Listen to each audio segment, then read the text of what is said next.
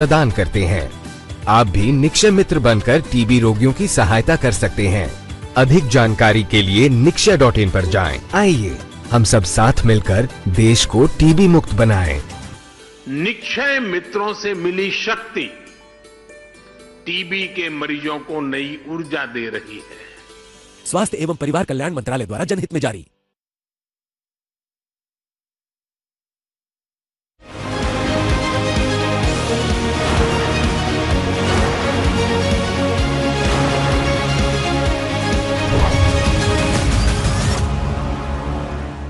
ವೀಕ್ಷಕರೇ ನಮಸ್ಕಾರ. ಬೆಂಗಳೂರು ದೂರದರ್ಶನ ಕೇಂದ್ರದ ಪ್ರಾದೇಶಿಕ ಸುದ್ದಿ ವಿಭಾಗ ಪ್ರಸ್ತುತಪಡಿಸುವ ಚಂದನ ಮಂಥನ ಕಾರ್ಯಕ್ರಮಕ್ಕೆ ಸ್ವಾಗತ. ಇಂದಿನ ವಿಷಯ ಬಾಲ್ಯ ವಿವಾಹ ತಡೆ ಮತ್ತು ಮಕ್ಕಳ ಹಕ್ಕುಗಳ ರಕ್ಷಣೆ. ಇವತ್ತು ರಾಜ್ಯ ಎಷ್ಟೇ ಮುಂದುವರೆದ್ರೂ ಕೂಡ ಬಹುದೊಡ್ಡ ಸಾಮಾಜಿಕ ಪಿಡುಗಾಗಿ ಬಾಲ್ಯ ವಿವಾಹ ನಮ್ಮ ಸಮಾಜವನ್ನ ಕಾಡ್ತಾ ಇದೆ. ಈ ಬಗ್ಗೆ ಇವತ್ತು ಸವಿಸ್ತಾರವಾಗಿ ಚರ್ಚೆಯನ್ನ ನಡೆಸೋದಕ್ಕೆ ನಮ್ಮ ಜೊತೆ ಇದ್ದಾರೆ ಡಾಕ್ಟರ್ ಸ್ನೇಹ ಕೆಎಸ್ ಅಧಿಕಾರಿ, ನಿರ್ದೇಶಕರು, ಮಕ್ಕಳ ರಕ್ಷಣಾ ನಿರ್ದೇಶನಾಲಯ, ಮಹಿಳಾ ಮತ್ತು ಮಕ್ಕಳ ಕಲ್ಯಾಣ ಅಭಿವೃದ್ಧಿ ಇಲಾಖೆ, ಕರ್ನಾಟಕ ಸರ್ಕಾರ. ಹಾಗೆ ಇನ್ನೋರ್ವ ಅತಿಥಿ ಡಾಕ್ಟರ್ ಆಶಾ ಕೃಷ್ಣಸ್ವಾಮಿ, ಹಿರಿಯ ಪತ್ರಕರ್ತರು. ಇಬ್ಬರನ್ನ ಕೂಡ ಈ ಕಾರ್ಯಕ್ರಮಕ್ಕೆ ಆತ್ಮೀಯವಾಗಿ ಸ್ವಾಗತಿಸೋಣ. ಕಾರ್ಯಕ್ರಮಕ್ಕೆ ಸ್ವಾಗತ. ಮ್ಯಾಮ್, ನನ್ನ ಚರ್ಚೆಯನ್ನು ನಾನು ನಿಮ್ಮಿಂದ ಆರಂಭ ಮಾಡ್ತೀನಿ. ಬಾಲ್ಯ ವಿವಾಹವನ್ನು ಸಂಪೂರ್ಣವಾಗಿ ತೊಡೆದು ಹಾಕಬೇಕು ಅನ್ನೋ ನಿಟ್ಟಿನಲ್ಲಿ ಕೇಂದ್ರ ಸರ್ಕಾರ ಬಾಲ್ಯ ವಿವಾಹ ನಿಷೇಧ ಕಾಯ್ದೆ 2006 ಜಾರಿಗೊಳಿಸಿದೆ. ಈ ಒಂದು ಕಾಯ್ದೆ ಎಷ್ಟರ ಮಟ್ಟಿಗೆ ಜಾರಿಯಲ್ಲಿದೆ, ಯಾವ ರೀತಿ ಅನುಷ್ಠಾನಕ್ಕೆ ಬಂದಿದೆ? ಬಾಲ್ಯ ವಿವಾಹ ನಿಷೇಧ ಕಾಯ್ದೆನ 2006ರಲ್ಲಿ ಕೇಂದ್ರ ಸರ್ಕಾರ ಜಾರಿಗೊಳಿಸಿದೆ. ಕಾಯ್ದೆ ಪ್ರಕಾರ ಯಾವುದೇ ಬಾಲ್ಯ ವಿವಾಹ ಮಾಡೋದಕ್ಕೆ ಪ್ರೇರೇಪಿಸಿದ್ರೆ ಅಥವಾ ತಾವೇ ನಿಂತು ಮಾಡಿದ್ರೆ, ಅಂದರೆ ಹೆಣ್ಣು ಮಕ್ಕಳು 18 ವರ್ಷಕ್ಕಿಂತ ಕಡಿಮೆ ಮತ್ತು ಗಂಡು ಮಕ್ಕಳು 21 ವರ್ಷಕ್ಕಿಂತ ಕಡಿಮೆ ಇರೋ ಗಂಡು ಮಕ್ಕಳಿಗೆ ನಾವು ಬಾಲ್ಯ ವಿವಾಹ ಮಾಡಿದ್ರೆ ಪೋಷಕರಾಗಿ ಅಥವಾ ಯಾರೇ ಸಂಬಂಧಿಕರು ಅದನ್ನು ಪ್ರೇರೇಪಿಸಿದ್ರೆ ಅವರು ಶಿಕ್ಷೆಗೆ ಅರ್ಹ ಆಗ್ತಾರೆ. ಶಿಕ್ಷೆ ಬಂದು 2 ವರ್ಷ ಕಠಿಣ ಶಿಕ್ಷೆ ಮತ್ತು 1 ಲಕ್ಷ ದಂಡದವರೆಗೂ ಬರುತ್ತೆ. ನಂತರದಲ್ಲಿ ಕರ್ನಾಟಕ ಸರ್ಕಾರ ಮೊದಲನೇ ಬಾರಿಗೆ 2016ರಲ್ಲಿ ಮತ್ತು 2025ರಲ್ಲಿ ನಾವು ಕಾಯ್ದೆದು ತಿದ್ದುಪಡಿಗೆ ಪ್ರಪೋಸ್ ಮಾಡಿದ್ವಿ. 2025ರಲ್ಲಿ ನಾವು ಹೊಸ ಕರ್ನಾಟಕ ಸರ್ಕಾರ ಪ್ರಪೋಸ್ ಮಾಡಿರೋದೇನೆಂದರೆ, ಮದುವೆ ಆಗೋದೊಂದೇ ಅಲ್ಲ, ಈವನ್ ನಿಶ್ಚಿತಾರ್ಥ, ಮದುವೆ ಮಾತುಕತೆ ಸಹ ಮಾಡಿದರೆ ಅದನ್ನೂ ಸಹ ಶಿಕ್ಷೆಗೆ ಅರ್ಹ ಮಾಡೋದಕ್ಕೆ ನಾವು ಪ್ರಪೋಸ್ ಮಾಡಿದ್ದೀವಿ. ಇದು ಪ್ರೆಸಿಡೆಂಟ್ ಲೆವೆಲಲ್ಲಿ ಅಪ್ರೂವಲ್ಗೆ ಹೋಗಿದೆ. ಈ ಥರ ಒಂದು ನಾವು ಕಾಯ್ದೆ ಮಾಡಿರೋದ್ರಿಂದ ಈ ಜನರಿಗೆ ಏನು ಮುಟ್ಟುತ್ತೆ ಅಂದರೆ, ಅವರು ಯಾವುದೇ ರೀತಿ ಪ್ರೇರೇಪಣೆ ಮಾಡಬಾರ್ದು ಬಾಲ್ಯ ವಿವಾಹಕ್ಕೆ, ಈವನ್ ಮಾತುಕತೆಯಲ್ಲೂ ತೊಡಗಬಾರ್ದು. Even brokers who are involved in ಈ ಥರ ಮ್ಯಾರೇಜಸ್ ಮಾಡೋದ್ರಲ್ಲಿ ಅವರು ಶಿಕ್ಷೆಗೆ ಅರ್ಹ ಆಗ್ತಾರೆ. ಸಾಕ್ಷಿ ವಿಟ್ನೆಸ್ ಇರ್ತಾರೆ, ರಿಲೇಟಿವ್ಸ್ ಇರ್ಬೋದು, ಅಥವಾ ಯಾರು ಆ ಮದುವೆ ಮಾತುಕತೆ ಮಾಡ್ತಾರೆ, ಈವನ್ ಮಾತುಕತೆ ಲೆವೆಲಲ್ಲಿ ಮದುವೆ ಆಗಿಲ್ಲದ್ರೂ ಸಹ ಅವರು ಶಿಕ್ಷೆಗೆ ಅರ್ಹ ಆಗ್ತಾರೆ. ಓಕೆ ಮ್ಯಾಮ್, ಸರ್ಕಾರ ಯಾವ ರೀತಿ ಜಾಗೃತಿ ಮೂಡಿಸ್ತಾ ಇದೆ ಎಲ್ಲವನ್ನ ನಾವು ನೋಡ್ತಾ ಇದ್ದೀವಿ. ಈ ಒಂದು ಬಾಲ್ಯ ವಿವಾಹವನ್ನ ಸಂಪೂರ್ಣವಾಗಿ ನಮ್ಮ ಸಮಾಜದಿಂದ ತೊಡೆದು ಹಾಕಬೇಕು ಅನ್ನೋ ನಿಟ್ಟಿನಲ್ಲಿ. ಆದರೂ ಕೂಡ ಮತ್ತೆ ಮತ್ತೆ ಇಂಥ ಪ್ರಕರಣಗಳು ಬೆಳಕಿಗೆ ಬರ್ತಾನೆ ಇದೆ. ನಿಮ್ಮ ಪ್ರಕಾರ ಏನು ಕಾರಣಗಳಿರ್ಬೋದು ಅಂತ? ಈಗ ಪ್ರೈಮ್ ಮಿನಿಸ್ಟರು ಮೊನ್ನೆ ಒಂದು ಸ್ಟೇಟ್ಮೆಂಟ್ ಕೊಟ್ಟಿದ್ರು, 2030 ಒಳಗಡೆ 0 ಲೆವೆಲ್ಗೆ ತರಬೇಕು ಅಂತ ಹೇಳಿ. It's A very complex issue ಇದು. ಇವರೊಬ್ಬರೇ ಕಾರಣ, ಆಫೀಸರ್ಸೇ ಮಾಡಿಬಿಟ್ರೆ ಆಗತ್ತೆ ಅಥವಾ ಪೇರೆಂಟ್ಸ್ ಮಾತ್ರ ಎಜುಕೇಟ್ ಮಾಡಿದ್ರೆ ಆಗತ್ತೆ. ಇದು ಎಲ್ಲನೂ ಅಂದರೆ ಎಷ್ಟು ಡಿಪಾರ್ಟ್ಮೆಂಟ್ಸ್ ಇನ್ವಾಲ್ವ್ ಆಗುತ್ತೆ. ಮತ್ತು ಎಂಟೈರ್ ಮೈಂಡ್ ಸೆಟ್ ಅಂತೀವಲ್ಲ ಸೊಸೈಟಿದು, ಸಮಾಜದ ಥಿಂಕಿಂಗ್, ವಿಮೆನ್ ಬಗ್ಗೆ, ಹೆಣ್ಣು ಮಕ್ಕಳ ಬಗ್ಗೆ ಅವರ ಆಲೋಚನೆ ಇದೆಯಲ್ಲ, ಅದು ಬದಲಾಗದೆ ಹೊರತು ನಾವು ಎಷ್ಟೇ ಕಾನೂನಲ್ಲಿ ಹೆದರಿಸ್ತೀವಿ ಅಂತ ಹೇಳಿದ್ರು ಅದು ನಡೀತಾನೆ ಇದೆ. ಇವಾಗ ಕೋವಿಡ್ ಟೈಮಲ್ಲಿ ಪೀಕ್ಗೆ ಹೊಟ್ಟೋಗುತ್ತೆ ಇದು ಮ್ಯಾರೇಜಸ್, ಚೈಲ್ಡ್ ಇದು.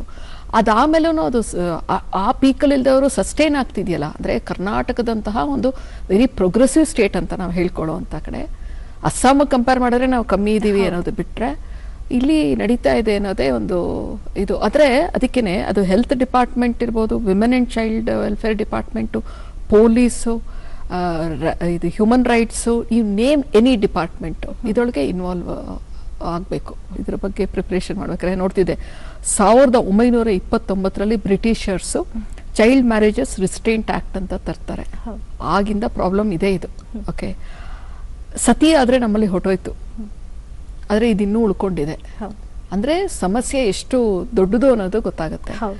ಆಮೇಲೆ 49 ಒಂದು ಅಮೆಂಡ್ಮೆಂಟ್ ಮಾಡ್ತಾರೆ, 1978 ಅಲ್ಲಿ ಮಾಡ್ತಾರೆ, ಮೇಡಮ್ ಹೇಳ್ದಂಗೆ ಇವಾಗ 16 ಒಂದು, ಅದಾದ್ಮೇಲೆ ಈಗ 25 ಕರ್ನಾಟಕ ತುಂಬಾನೇ ಮೆಷರ್ಸ್ ತಗೊಂಡಿದೆ. ಆದ್ರೂ ನನಗನ್ಸೋದು ಎಂಟೈರ್ ಸಮಾಜದ ರೆಸ್ಪಾನ್ಸಿಬಿಲಿಟಿ. ಒಂದು ಮಗು, ಹೆಣ್ಮಗುನ ಬಲವಂತಕ್ಕೆ ಅಥವಾ ಅವಳಿಗೆ ಗೊತ್ತೇ ಇರಲ್ಲ, ಅದೇನು ಅಂತಾನೆ ಗೊತ್ತಿಲ್ಲ, ಅದರದ್ದು ಕಾನ್ಸಿಕ್ವೆನ್ಸಸ್ ಅಂತ ಏನ್ ಹೇಳ್ತೀವಿ, ಅದರ ಪರಿಣಾಮ ಏನಾಗ್ಬೋದು ಅವಳ ಮೇಲೆ ಅನ್ನೋದೇ ಗೊತ್ತಿಲ್ಲ. ಅಂತ ಸ್ಥಿತಿನಲ್ಲಿ ನೋಡೋರು ಇರ್ತಾರೆ, ಮದ್ವೆ ಯಾರೊಬ್ರು ಪಾರ್ಟಿಸಿಪೇಟ್ ಮಾಡೇ ಇರ್ಬೇಕಲ್ಲ, ತಂದೆ ತಾಯಿ ಬಿಟ್ಟು ಇನ್ಯಾರಾಗಿರ್ಬೇಕಲ್ಲ. ಅದಕ್ಕೇನೆ ಈ ಕಾನೂನು ಎಷ್ಟು ಕಠಿಣ ಮಾಡಿದ್ರು ಒಳ್ಳೇದೇನೆ. ಆದ್ರೂ ನೋಡಿ, ಒಂದು ಗೇಬ್ರಿಯಲ್ ಮಿಸ್ಟಲ್ ಅಂತ ಹೇಳಿ ಒಬ್ರು ನೋಬೆಲ್ ಲಾರೆಟ್, ಅವ್ರು ಏನ್ ಹೇಳ್ತಾರೆ ಅಂದ್ರೆ, we are guilty of doing many errors, ಅಂದ್ರೆ ತುಂಬಾ ತಪ್ಪುಗಳು ಮಾಡ್ತಿರ್ತೀವಿ ನಾವು. ಅದರೊಳಗೆ the worst is abandoning a child ಅಂತೆ. ಚಿಲ್ಡ್ರನ್ನ ನಾವು ಯಾವಾಗ ಅದನ್ನ ಬಿಟ್ಬಿಡ್ತಾರಲ್ಲ, ಅದು ದಟ್ ಈಸ್ ದ ವರ್ಸ್ಟ್. ಯಾಕಂದ್ರೆ ಅವರೇ ನಮ್ಮ ಫ್ಯೂಚರು. ಈ ರೀತಿ 14 ವರ್ಷ 13 ವರ್ಷದ್ದು ಹುಡುಗಿರಿಗೆಲ್ಲ ಮದುವೆ ಮಾಡಿ ಅವ್ರು ಕನ್ಸೀವ್ ಆಗಿ ಮಗು, ಯಾವ ಹೆಲ್ತಿ ಬೇಬೀಸ್ ಬರಕ್ ಸಾಧ್ಯ? ಅವ್ರಿಗೆ ಯಾವ ಕನಸು ಕಾಣಕ್ಕೆ ಬಿಡ್ತಾ ಇಲ್ಲಲ್ಲ, ಅದಿರೋದು ಕನಸಾರು ಕಾಣ್ಬೇಕಲ್ಲ, ರಿಯಲೈಸ್ ಮಾಡ್ಕೊಳ್ಳೋದು ಬೇರೆ. ಇದೆಲ್ಲ ನೋಡ್ತಾ ಇದ್ದಾಗ ಇಟ್ ಈಸ್ ಎ ತುಂಬಾ ಕಾಂಪ್ಲೆಕ್ಸ್ ಇಶ್ಯೂ. ಆದ್ರೆ ಸೆಂಟ್ರಲ್ ಗೌರ್ಮೆಂಟು ಬಹಳ ಆಕ್ಷನ್ ತಗೊಂಡಿದ್ದಾರೆ, ಸ್ಟೇಟ್ ಗೌರ್ಮೆಂಟ್ ಅಂತೂ ಕನ್ಸಿಕ್ಯೂಟಿವ್ ತಗೋತಾನೆ ಇದ್ದಾರೆ. ಇದ್ರ ಎಲ್ಲದರ ಮಧ್ಯೆ ಏಜ್ ನ ಮೊದಲು ಕಡಿಮೆ 18 ಮಾಡಿದ್ದಾರೆ, 21 ಮಾಡಿದ್ದಾರೆ. ಈಗ ನಾವು ಮಾತಾಡ್ತಿರೋದು ಯಾವುದೇ ಡೇಟಾ ಇಟ್ಕೊಂಡಿದ್ರು ಅದು ರಿಪೋರ್ಟೆಡ್, ಅನ್ರಿಪೋರ್ಟೆಡ್ ಆಗ್ತಿರ್ಬೋದಲ್ಲ. ಹೌದು ಹೌದು ಮ್ಯಾಮ್, ಈ ಬಗ್ಗೆ ನಾನು ನಿಮ್ಮ ಜೊತೆ ಮಾತಾಡ್ತಾ ಕೇಳ್ತೀನಿ. ಈ ಒಂದು ಅಂಕಿ ಅಂಶಗಳನ್ನು ನೋಡ್ತಾ ಹೋದರೆ 2023, 24 ಹಾಗೆ 25 ಅಂಕಿ ಅಂಶಗಳನ್ನು ನೋಡ್ತಾ ಹೋದರೆ 8,355 ಬಾಲ್ಯ ವಿವಾಹಕ್ಕೆ ಸಂಬಂಧಪಟ್ಟಂತೆ ದೂರುಗಳು ಬಂದಿದೆ. ಅದರಲ್ಲಿ 6,157 ಬಾಲ್ಯ ವಿವಾಹಗಳನ್ನು ತಡೆ ಹಿಡಿಯಲಾಗಿದೆ. ಒಂದಷ್ಟು ವರ್ಷಗಳಿಗೆ ಕಂಪೇರ್ ಮಾಡಿದ್ರೆ ಈಗ ಎಷ್ಟು ಪ್ರಮಾಣದಲ್ಲಿ ಇಳಿಕೆ ಆಗ್ತಾ ಇದೆ ಅಂತ ಇಂತಹ ಪ್ರಕರಣಗಳು ಸಾಕಷ್ಟು ಕಡಿಮೆ ಆಗ್ತಾ ಇದೆ. ನಮಗೆ ಇಲ್ಲಿ ನಂಬರ್ಸ್ ಅಂಕಿಅಂಶ ನೋಡಿದ್ರೆ ಏನಂದ್ರೆ, ನಮಗೆ 6,000 ಸುಮಾರು 75% ನಾವು ತಡೆದಿದ್ದೀವಿ. ಹೌದು ಹೌದು, ನಿಯರ್ಲಿ 75%. ಓನ್ಲಿ 25% ಕೇಸಸ್ ಅಲ್ಲಿ ಏನಾಗುತ್ತೆ ಅಂದ್ರೆ, ಆಲ್ರೆಡಿ ನಮಗೆ ರಿಪೋರ್ಟ್ ಆಗೋ ಟೈಮಲ್ಲೇ ಮದುವೆ ಆಗೋಗಿರುತ್ತೆ. ಕೆಲವು ಕಡೆ ಹಾಸ್ಪಿಟಲ್ ಅಲ್ಲಿ ಮಗು ಡೆಲಿವರಿ ಬಂದಾಗ ನಮಗೆ ರಿಪೋರ್ಟ್ ಆಗತ್ತೆ. ಅಂತ ಪ್ರಕರಣಗಳಲ್ಲಿ ಮಾತ್ರ ನಾವು ತಡೆಗಟ್ಟಲಿಕ್ಕೆ ಆಗಿರೋಲ್ಲ. ಬಟ್ ನಾವು ಅಂತ ಪ್ರಕರಣಗಳಲ್ಲಿ FIR ಮಾಡಿ ಯಾರ್ಯಾರು ಅದಕ್ಕೆ ಪ್ರೋತ್ಸಾಹ ಮಾಡಿರ್ತಾರೆ ಅವ್ರ ಮೇಲೆ ಕಠಿಣ ಕ್ರಮ ತಗೋತಾ ಇದೀವಿ. ಮೋರ್ ಓವರ್ ರಿಪೋರ್ಟಿಂಗ್ ಇಂದ ನಮ್ಗೆ ಒಂದು ಅರ್ಥ ಒಳ್ಳೇದೇನೆ, ಅಂದ್ರೆ ನಮ್ಗೆ ಪ್ರಕರಣಗಳು ಜಾಸ್ತಿ ನಮ್ಗೆ ತೋರಿಸ್ತಾ ಇದೆ ಅಂದ್ರೆ ಜನಗಳಲ್ಲಿ ಅವೇರ್ನೆಸ್ ಬಂದಿದೆ ಅಂತ. ಈ ಎಲ್ಲಾ ಪ್ರಕರಣಗಳು ನಮ್ದು 1098 ಅಂತ ಒಂದು ಹೆಲ್ಪ್ ಲೈನ್ ಇದೆ. ಹೆಲ್ಪ್ ಲೈನ್ಗೆ ಮಾಹಿತಿ ಬಂದಿರೋ ಪ್ರಕರಣಗಳು. ನಮ್ದು 1098 ಅಂತ ಒಂದು ಹೆಲ್ಪ್ ಲೈನ್, ಯಾವುದೇ ಮೊಬೈಲ್ ಇಂದ ಅಥವಾ ದೂರವಾಣಿಯಿಂದ ನಮಗೆ ಕರೆ ಮಾಡಬಹುದು.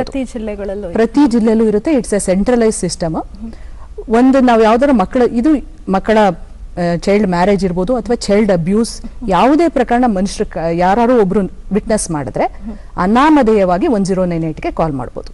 ನಾವು ಅವ್ರ ಮಾಹಿತಿ ಸಹ ಕೇಳಲ್ಲ. ಆ 1098 ಇವ್ರು ಒಂದ್ಸತಿ ಕಾಲ್ ಮಾಡಿದ್ರೆ ವಿತಿನ್ ಹಾಫ್ ಆನ್ ಅವರ್ ನಮ್ಮ ಚೈಲ್ಡ್ ಪ್ರೊಟೆಕ್ಷನ್ ಆಫೀಸರ್ ಅಂತ ಇರ್ತಾರೆ.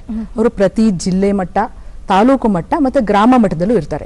ನಮಗೆ ಈ ರಾಜ್ಯದಲ್ಲಿ ಸುಮಾರು 1 ಲಕ್ಷ ಚೈಲ್ಡ್ ಪ್ರೊಟೆಕ್ಷನ್ ಆಫೀಸರ್ಸ್ ಅಂತಿದ್ದಾರೆ.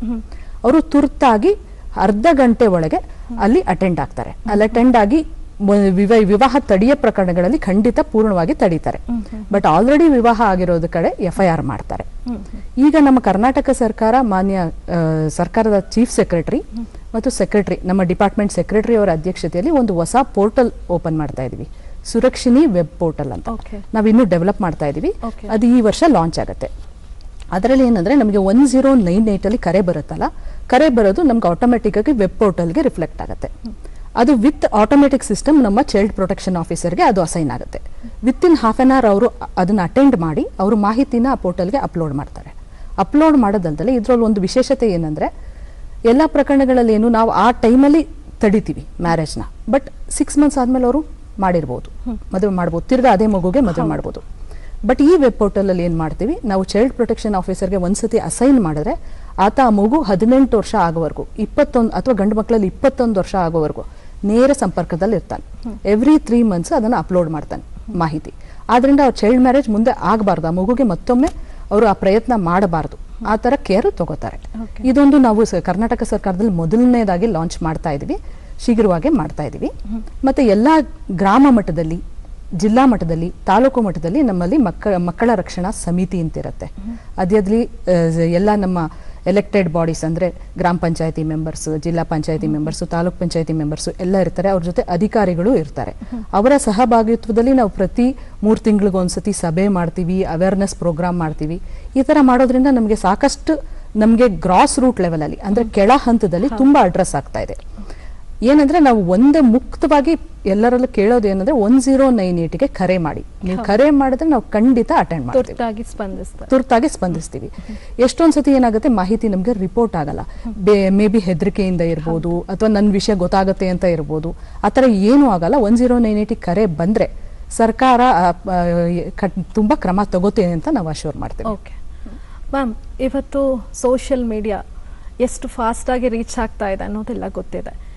ಹೀಗಿದ್ರೂ ಕೂಡ ಈ ಒಂದು ವಿಚಾರದಲ್ಲಿ ಜಾಗೃತಿ ಮೂಡಿಸುವಲ್ಲಿ ಯಾಕೆ ತೊಡಕಾಗ್ತಾ ಇದೆ ಅಂತ ನಮ್ಗನ್ಸುತ್ತೆ ಅಂತ? ಡಾಕ್ಟರ್ ಹೇಳ್ದಂಗೆ ರಿಪೋರ್ಟ್ ಆಗ್ತಾ ಇರೋದೇ ಒಂದು ಸೈನು ಜನಕ್ಕೆ ಅವೇರ್ನೆಸ್ ಇದೆ ಅಂತ. ಯಾರೂ ಎಲ್ಲರೂ ಏನೋ ಹೋಗಿ ಆಫೀಸರ್ಸ್ನ ಭೇಟಿಯಾಗಿ ಏನು ಹೇಳಬೇಕಾಗಿಲ್ಲ. ಸೋಷಿಯಲ್ ಮೀಡಿಯಲ್ಲಿ ಪೋಸ್ಟ್ ಹಾಕಬೇಕಾದ್ರೆ ಈ ಥರದ್ದು ಈಗ ಅನಾನಿಮಸ್ ಕರೆ ಮಾಡೋದು ಈಸಿಯರ್. ಯಾಕಂದ್ರೆ ನಾವು ಸಣ್ಣ ಹಳ್ಳಿಗಳಲ್ಲಿ ಏನಾಗುತ್ತೆ, ಟಾರ್ಗೆಟ್ ಆಗ್ಬಿಡ್ತಾರೆ. ಅದು ಕಮ್ಯುನಿಟಿಯಿಂದ ಇರ್ಬೋದು, ಕಾಸ್ಟು, ರಿಲಿಜನ್ ಎಲ್ಲ ಇಶ್ಯೂಸು ಬರುತ್ತೆ ಇದೊಳಗೆ.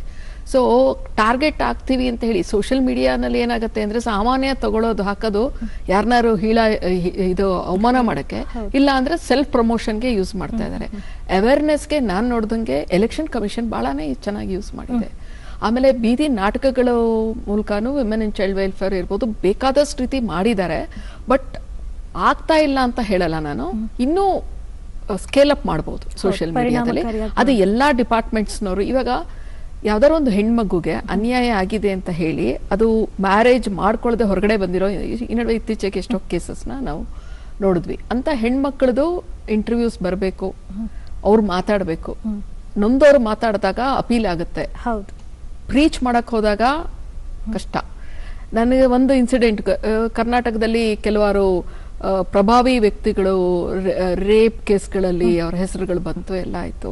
ತುಂಬ ವಿಮೆನ್ ಅಸೋಸಿಯೇಷನ್ಸ್ ಅವರು ಪಾದಯಾತ್ರೆ ಮಾಡ್ತಾರೆ, ಎಲ್ಲ ಮಾಡ್ತಾರೆ.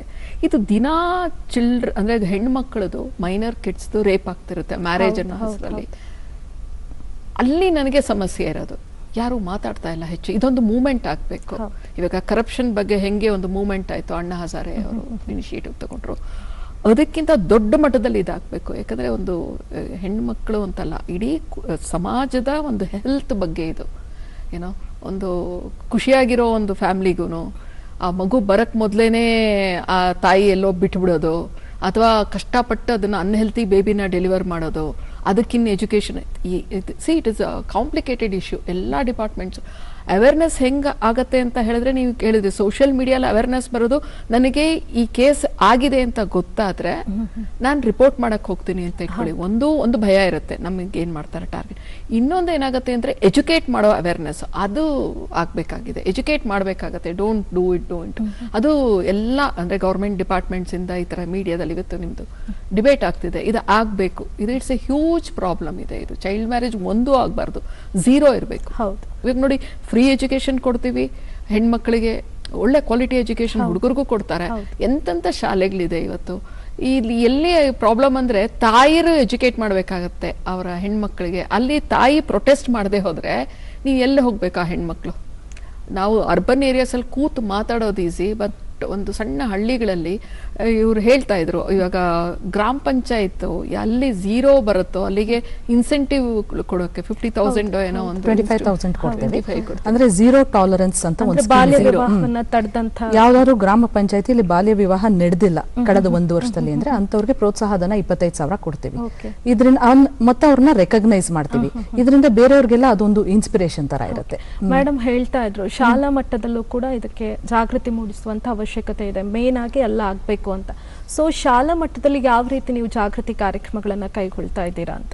ಶಾಲಾ ಮಟ್ಟನೇ ಆಕ್ಚುಲಿ ಮೇನ್. ಏನಂದ್ರೆ ನಮ್ಮದಲ್ಲಿ ಟಾರ್ಗೆಟ್ ಮಕ್ಕಳು ಏನಂದ್ರೆ 14 to 18 ಇಯರ್ಸ್. 14 to 18 ಇಯರ್ಸ್ ಮಕ್ಕಳನ್ನ ನಾವು ಟಾರ್ಗೆಟ್ ಮಾಡಬೇಕು ಅಂದ್ರೆ ಶಾಲೆಗಳಲ್ಲಿ ನಾವು ಅಡ್ರೆಸ್ ಮಾಡಬೇಕು.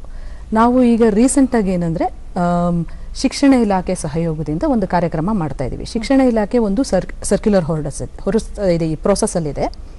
ಪ್ರತಿ ಶಾಲೆಯಲ್ಲೂ ನಾವೊಂದು ಶಿಕ್ಷಕಿನ ನೋಡಲ್ ಅಧಿಕಾರಿ ಅಂತ ಮಾಡ್ತೀವಿ.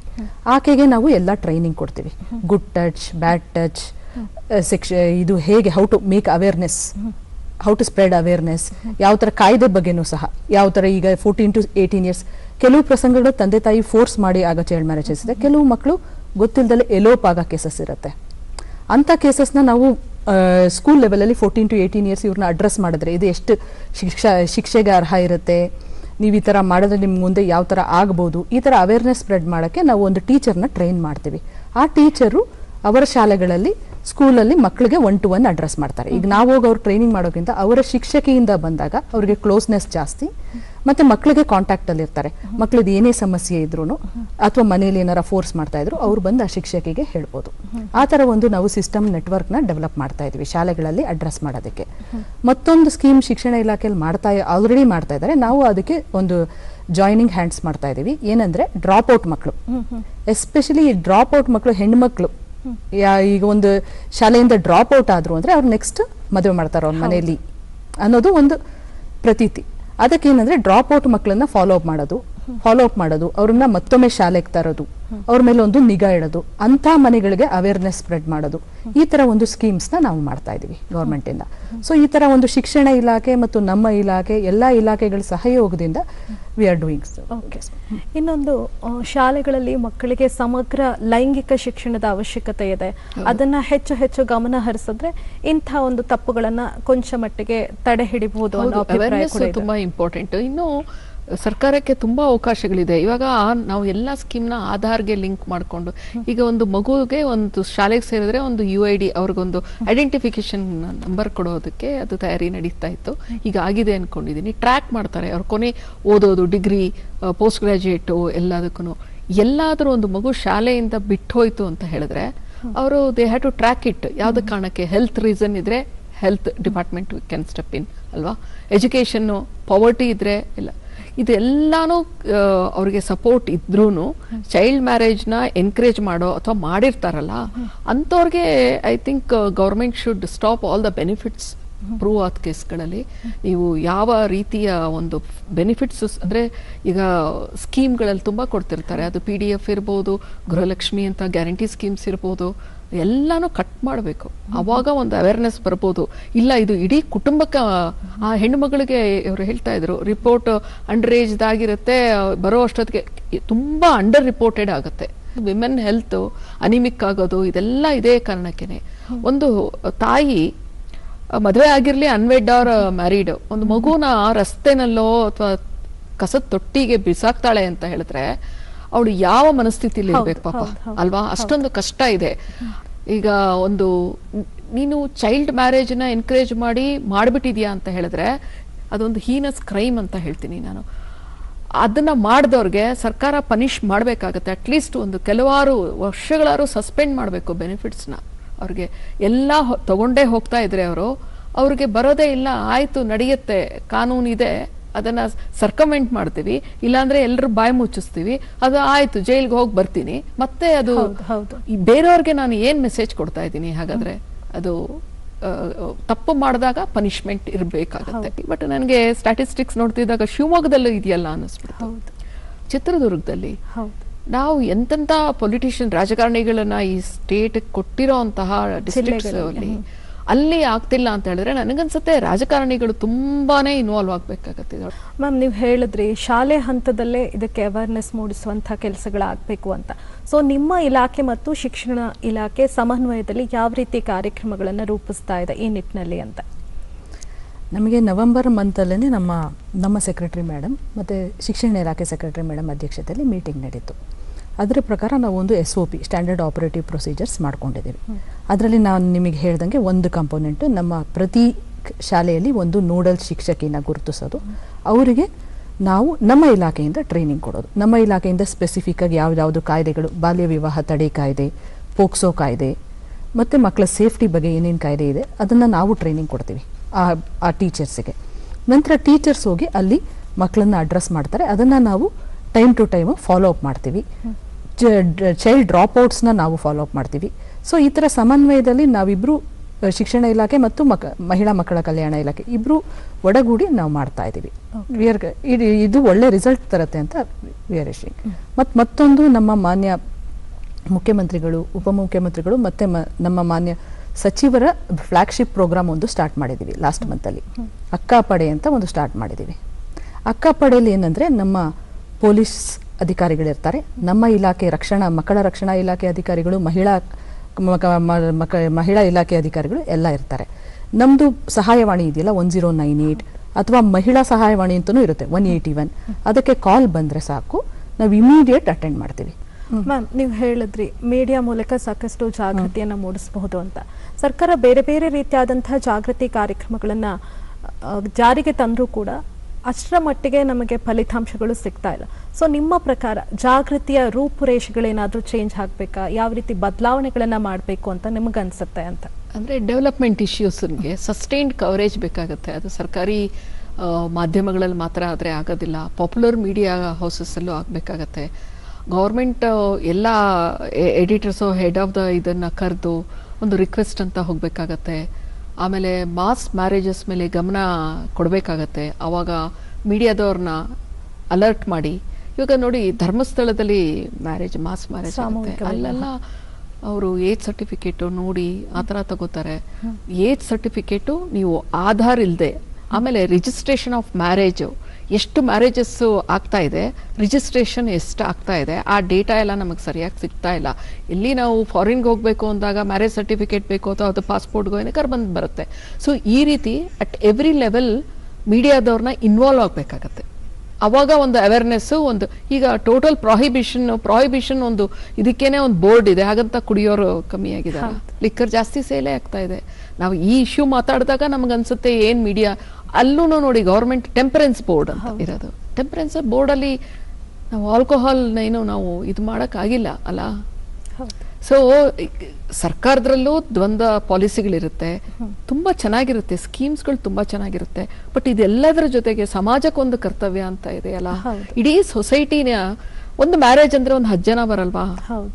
ತಂದೆ ತಾಯಿ ಚಿಕ್ಕಪ್ಪ ದೊಡ್ಡಪ್ಪ ಅವರು ಇವರು ಇರ್ತಾರೆ, ಒಂದು ಗುಟ್ಟಾಗಿ ಮದುವೆ ಮಾಡ್ಕೋತಾರೆ ಅಂದ್ರೂ ಅವ್ರಲ್ಲಿ ಒಬ್ಬರಿಗೂ ಒಂದು ಪ್ರಿಕ್ ಆಗಲ್ವಾ? ಅವ್ರ ಕಾನ್ಶಿಯಸ್ ಹೇಳಲ್ಲ. ನೀವು ಎಷ್ಟು ಹೆಲ್ಪ್ ಲೈನ್ ಏನೇ ಮಾಡಿದ್ರು ನಾವು ರಿಪೋರ್ಟ್ ಮಾಡಬೇಕು ಅನ್ನೋದಿರಬೇಕು. ಮ್ಯಾಮ್, ನಿಮ್ಮ ಕೇಂದ್ರ ಸರ್ಕಾರದಿಂದ ಯಾವ ರೀತಿ ಅಭಿಯಾನಗಳು ನಡೀತಾ ಇದೆ ಈ ಬಾಲ್ಯ ವಿವಾಹವನ್ನು ತಡೆಗಟ್ಟುವ ನಿಟ್ಟಿನಲ್ಲಿ ಅಂತ? ಕೇಂದ್ರ ಸರ್ಕಾರದಲ್ಲಿ ಈಗ ಒಂದು 100 ದಿನ ಕಾರ್ಯಕ್ರಮ ಅಂತ ಒಂದು ಮಾಡ್ತಾ ಇದ್ದಾರೆ. ಅದರಲ್ಲಿ ಏನಂದ್ರೆ ಮೇನ್ ಆಗಿ ಅವೇರ್ನೆಸ್ ಮೇಲೆ, ಏನಕ್ಕೆ ಅಂದ್ರೆ ನಾವು ಈ ತರ ಚೈಲ್ಡ್ ಮ್ಯಾರೇಜ್ನ ಏನೇ ತಡೆಗಟ್ಟದಿದ್ರು ನಾವು ಜನರ ಮನಸ್ಥಿತಿನ ಟಚ್ ಮಾಡಬೇಕು. ಅದನ್ನ ಕೇಂದ್ರ ಸರ್ಕಾರದವರು ಕರೆಕ್ಟಾಗಿ ಅಡ್ರೆಸ್ ಮಾಡ್ತಾ ಇದ್ದಾರೆ. ಇದನ್ನ ನಾವು ರಾಜ್ಯ ಸರ್ಕಾರದಿಂದನೂ ಮೊದಲಿಂದ ಸ್ಕೀಮ್ಸ್ ಅಲ್ಲಿ ಮಾಡ್ತಾ ಇದೀವಿ. ಈಗ 1 ಟೈಮ್ 100 ಡೇಸ್ ಪ್ರೋಗ್ರಾಮ್ ಅಂತ 100 ದಿನ ಕಂಪ್ಲೀಟ್ ಆಗಿ ಅವೇರ್ನೆಸ್ ಬಗ್ಗೆ ಎಲ್ಲಾ ಮಾಧ್ಯಮಗಳಲ್ಲಿ, ಅಂದ್ರೆ ಈವನ್ ಜಿಲ್ಲಾ ಮಟ್ಟ, ತಾಲೂಕು ಮಟ್ಟ, ವಿಲೇಜ್ ಲೆವೆಲ್ ಅಲ್ಲಿ ಮೀಟಿಂಗ್ಸ್ ಮಾಡೋದು, ಸಮಿತಿಗಳು ಮಾಡೋದು, ಸಭೆ ಮಾಡೋದು, in the same time media, social media ಎಲ್ಲ ಅಡ್ರೆಸ್ ಮಾಡೋದು, 100 ದಿವಸ ಕಂಪ್ಲೀಟ್ ಅವೇರ್ನೆಸ್ ಸ್ಪ್ರೆಡ್ ಮಾಡೋದು. ಇದು ಮೇನ್ ಉದ್ದೇಶ ಏನಂದ್ರೆ ನಾವು ಬಾಲ್ಯ ವಿವಾಹ ತಡೆಗಟ್ಟಬೇಕು ಅಂದ್ರೆ ಜನರ ಮನಸ್ಥಿತಿನ ಬದಲಾವಣೆ ಮಾಡಬೇಕು. ಅದಕ್ಕೆ ಅವೇರ್ನೆಸ್ ಒಂದೇ ದಾರಿ ಅನ್ನೋದನ್ನ ಕೇಂದ್ರ ಸರ್ಕಾರ ಅಡ್ರೆಸ್ ಮಾಡ್ತಾ ಇದೆ. ಇದು ಚೆನ್ನಾಗಿ ಬರ್ತಾ ಇದೆ, ನಮ್ಮ ಲೆವೆಲಲ್ಲೂ ಆಗ್ತಾ ಇದೆ. ಸೊ ಈ ಜನಗಳ ಮನಸ್ಥಿತಿ, ಬೇಸಿಕಲಿ ಅವ್ರ ಆಟಿಟ್ಯೂಡ್ ಚೇಂಜ್ ಆಗಬೇಕು. ಅದು ಚೇಂಜ್ ಆಗೋದಕ್ಕೆ ನಮ್ಮ ಎಲ್ಲಾ ಸ್ಕೀಮ್ಸು ಪ್ರೋಗ್ರಾಮ್ ಆ ಡೈರೆಕ್ಷನ್ ಅಲ್ಲೇ ಫೋಕಸ್ ಆಗ್ತಾ ಇದೆ. ಓಕೆ, ಲಿಂಗ ಅಸಮಾನತೆ ಕೂಡ ಯಾವ ರೀತಿ ಪರಿಣಾಮ ಬೀರ್ತಾ ಇದೆ ಅಂತ? ಲಿಂಗ ಅಸಮಾನತೆ ಮನುಷ್ಯರ ಮನಸ್ಸಲ್ಲಿದೆ. ಅದು ದೇವ್ರು ಯಾರನ್ನೂ ಅಸಮಾನತೆವಾಗಿ ಸೃಷ್ಟಿಸಿಲ್ಲ. As a doctor also I am saying, ಹೆಣ್ಮಕ್ಳಿಗೆ ಏನು ಎಬಿಲಿಟಿ ಇದೆ, ಗಂಡು ಮಕ್ಳಿಗೆ ಬೇರೆ ಥರ ಎಬಿಲಿಟಿ ಇರುತ್ತೆ, ಇಬ್ಬರು ಬೇರೆ ಬೇರೆ ಥರ ಇರ್ತಾರೆ. ಬಟ್ ಜನರ ಮನಸ್ಸಲ್ಲಿ ಏನಿರುತ್ತೆ, ಗಂಡು ಮಗು ಆದರೆ ಮುಂದೆ ದುಡಿತಾನೆ, ನಮ್ಮನ್ನು ಸಾಕ್ತಾನೆ. ಅದು ಸಾಕಷ್ಟು ಈಗ ಕಡಿಮೆ ಆಗಿದೆ. 10-15 ವರ್ಷಗಳಿಂದ ಸಾಕಷ್ಟು ಕಡಿಮೆ ಆಗಿದೆ. ಬಟ್ ಜನರ ಮನಸ್ಥಿತಿ ಏನಿದೆ ಅಂದರೆ, ಗಂಡು ಮಗು ಆದರೆ ಅವ್ನು ಓದ್ತಾನೆ, ಅವ್ನು ಕೆಲ್ಸಕ್ಕೆ ಹೋದರೆ ನಮ್ಮನ್ನೆಲ್ಲ ಸಾಕ್ತಾನೆ, ಮನೆ ನಡೆಸ್ತಾನೆ. ಹೆಣ್ಣು ಮಗು ಆದರೆ ಅವಳನ್ನು ಬೇರೆ ಮನೆಗೆ ಕೊಡಬೇಕು, ಸೊ ಇವಳು ಓದ್ಲಿದ್ರೂ ನಡೆಯುತ್ತೆ. ಈ ಥರ ಒಂದು ಮನೋಭಾವ ಹಿಂದೆ ಇತ್ತು, ಈಗ ಸಾಕಷ್ಟು ಕಡಿಮೆ ಆಗಿದೆ. ಈಗೆಲ್ಲ ಮಕ್ಕಳು ನಂಬರ್ಸು ಕಡಿಮೆ ಆಗಿದೆ, ಎಲ್ಲರಿಗೂ 2 ಮಕ್ಕಳಿರುತ್ತೆ, ಸೊ ಎಲ್ಲರನ್ನೂ ಓದಿಸ್ತಾ ಇದ್ದಾರೆ. ಸೊ ಆ ಲಿಂಗ ಅಸಮಾನತೆಯಿಂದಾನೇ ಹೆಣ್ಮಕ್ಳನ್ನ ಬೇಗ ಮದುವೆ ಮಾಡೋದು, ಈ ಥರ ಒಂದು ಮೆಂಟಾಲಿಟಿಗೆ ಬರ್ತಾ ಇದ್ದಾರೆ. ಬಟ್ ಇದು ಕಡಿಮೆ ಆಗ್ತಾ ಇದೆ ಅಂತ ನಾನು ಅಬ್ಸರ್ವ್ ಮಾಡ್ತಾ ಇದ್ದೀನಿ. ಇನ್ನು ಈ ಒಂದು ಪರಿಸ್ಥಿತಿಯನ್ನ ಎದುರಿಸಿದಂತ ಹೆಣ್ಮಕ್ಳಿಗೆ ಬಾಲ್ಯ ವಿವಾಹ, ಅವರಿಗೆ ಕೌನ್ಸಿಲಿಂಗ್ಗಳು ಯಾವ ರೀತಿ ನಡೆಯುತ್ತೆ ಅಂತ, ಆ ರೀತಿ ಏನಾದರೂ ವ್ಯವಸ್ಥೆ ಇದೆಯಾ ಅಂತ? ಖಂಡಿತ ಇದೆ. ನಮಗೀಗ ಬಾಲ್ಯ ವಿವಾಹದಲ್ಲಿ ಹೆಣ್ಮಕ್ಳು ಮೈನರ್ ಇರ್ತಾರಲ್ಲ, ಅವ್ರನ್ನ ನಾವು ಅವ್ರ ಮನೆಯಲ್ಲಿ ಸೇಫ್ ಎನ್ವೈರ್ಮೆಂಟ್ ಇದ್ರೆ ಮನೆಗೆ ಕಳಿಸ್ತೀವಿ. ಚೈಲ್ಡ್ ಕೇರ್ ಹೋಮ್ಸ್ ಅಂತ ಇರತ್ತೆ. ಗರ್ಲ್ಸ್ ಹೋಮ್ ಅಂತ ಇರುತ್ತೆ, ಅಲ್ಲಿ ಇಟ್ಕೋತೀವಿ. ಅಂದರೆ ಮನೇಲಿ ಏನು ಇವ್ರಿಗೆ ಸೇಫ್ ಎನ್ವೈರ್ನ್ಮೆಂಟ್ ಇಲ್ಲ ಅಂದರೆ ಅಲ್ಲಿ ಇಟ್ಕೋತೀವಿ. ಅವ್ರಿಗೆ ಸ್ಟಾರ್ಟಿಂಗಲ್ಲಿ ಪ್ರತಿ ದಿನ ಕೌನ್ಸಿಲರ್ಸ್ ಇರ್ತಾರೆ, ನಮ್ಮಲ್ಲಿ ಟ್ರೈನ್ಡ್ ಸೈಕಾಲಜಿಸ್ಟ್ ಇರ್ತಾರೆ. ಅವರು ಅಡ್ರೆಸ್ ಮಾಡ್ತಾರೆ. ಮೊದಲು ಅವ್ರಿಗಿರೋ ಭಯನ ಕಡಿಮೆ ಮಾಡಲಿಕ್ಕೆ ಟ್ರೈ ಮಾಡ್ತಾರೆ. ಆಮೇಲೆ ಅವ್ರಿಗೆ ಅವ್ರ ಆ್ಯಟಿಟ್ಯೂಡ್ನ ನಾರ್ಮಲ್ ತರಲಿಕ್ಕೆ ನೋಡ್ತಾರೆ. ನೀವು ಏನಾಗಿದೆ ಇದಾಗಿದೆ ಸಹಜ, ನೀವು ಮುಂದೆ ಬರಬೇಕು. ನಂತರ ಅವ್ರನ್ನ ಎಜುಕೇಷನ್ ಯಾರು ಮಾಡ್ಲಿಕ್ಕೆ ಇಷ್ಟಪಡ್ತಾರೋ ಅವ್ರಿಗೆ ಅಲ್ಲಿ ಮುಂದುವರಿಸ್ತೀವಿ. ಇಲ್ಲ ಕೆಲವರು ನಾನು ಎಜುಕೇಷನ್ ಮಾಡಲ್ಲ, ವೊಕೇಶನಲ್ ಟ್ರೈನಿಂಗ್ ಮಾಡ್ತೀವಿ ಅಂದರೆ ಅವ್ರಿಗೆ ಏನು ಇಷ್ಟಪಡ್ತಾರೆ ಅದಕ್ಕೆ ಟ್ರೈನಿಂಗ್ ಮಾಡಲಿಕ್ಕೆ ನಾವು ರೆಡಿ ಮಾಡ್ತೇವೆ.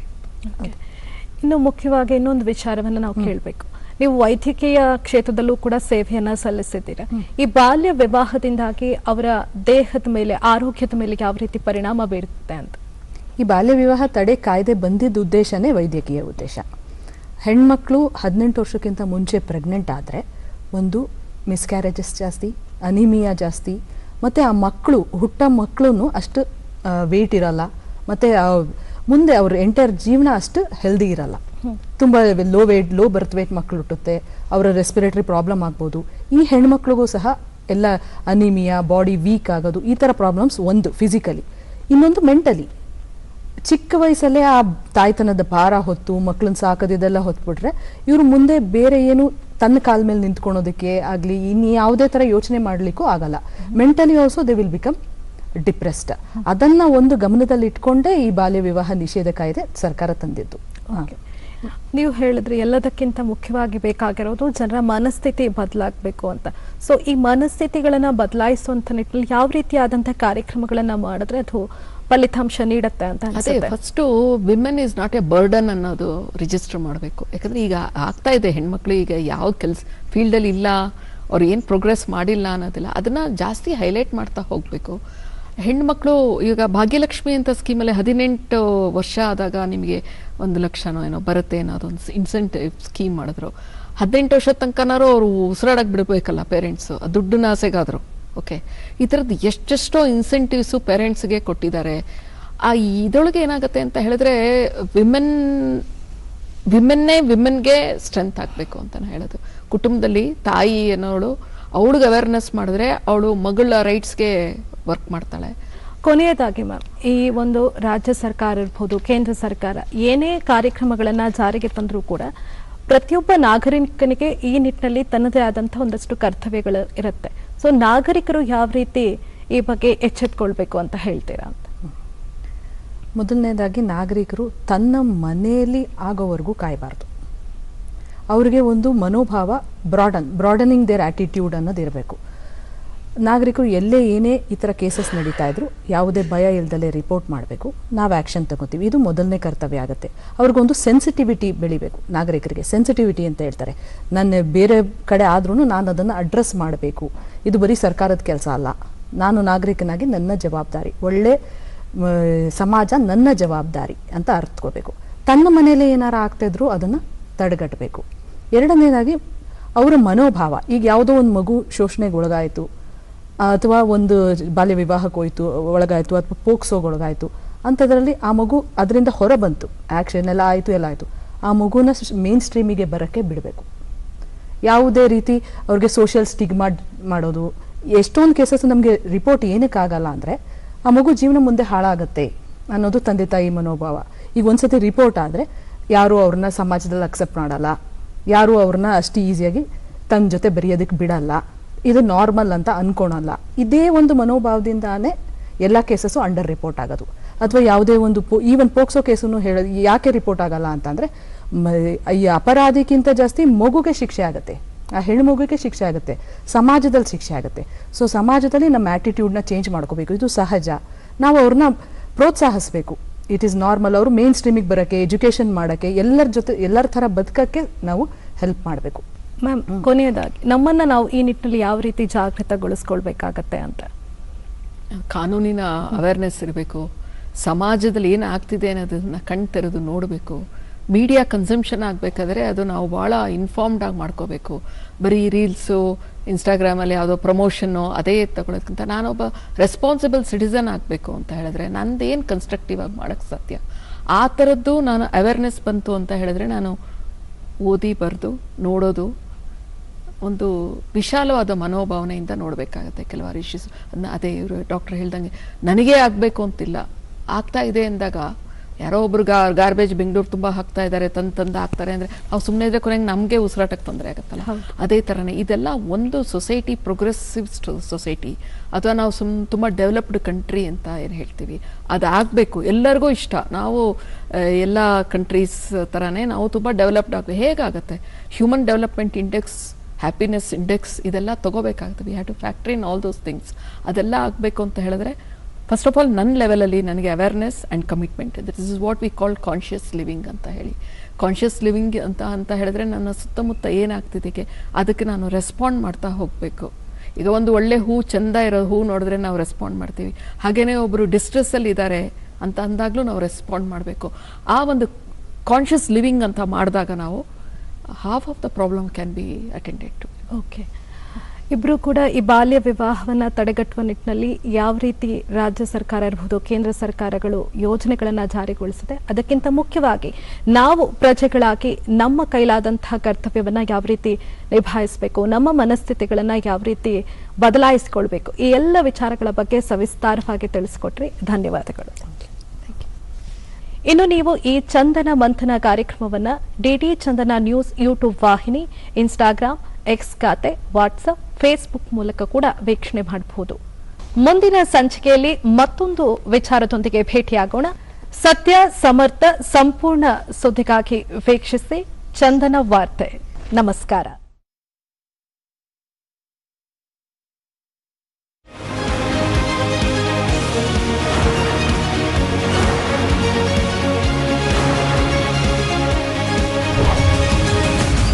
ಅಭಿವೃದ್ಧಿಯ ದಿಕ್ಕನ್ನು ಈಗ ತಾವೇ ನಿರ್ಧರಿಸುತ್ತವೆ. ಅಭಿವೃದ್ಧಿಪಡಿಸಿದ ಗ್ರಾಮ ಪಂಚಾಯತ್ ಯೋಜನೆಗಳ ಮೂಲಕ ಈ ಯೋಜನೆಗಳನ್ನು ಪಿಎಂ ಗತಿ ಶಕ್ತಿಯೊಂದಿಗೆ ಸಂಯೋಜಿಸಲಾಗುತ್ತದೆ. ಪ್ರಧಾನಮಂತ್ರಿ ನರೇಂದ್ರ ಮೋದಿಯವರ ನೇತೃತ್ವದಲ್ಲಿ ಈ ಭಾಗವಹಿಸುವಿಕೆಯ ಅಭಿವೃದ್ಧಿ ಮಾದರಿ ಅಡಿಪಾಯವನ್ನು ಇಡಲಾಗಿದೆ. ವಿಕಸಿತ ಭಾರತ ಜಿ ರಾಮ್ಜಿ ಆಕ್ಟ್ 2025.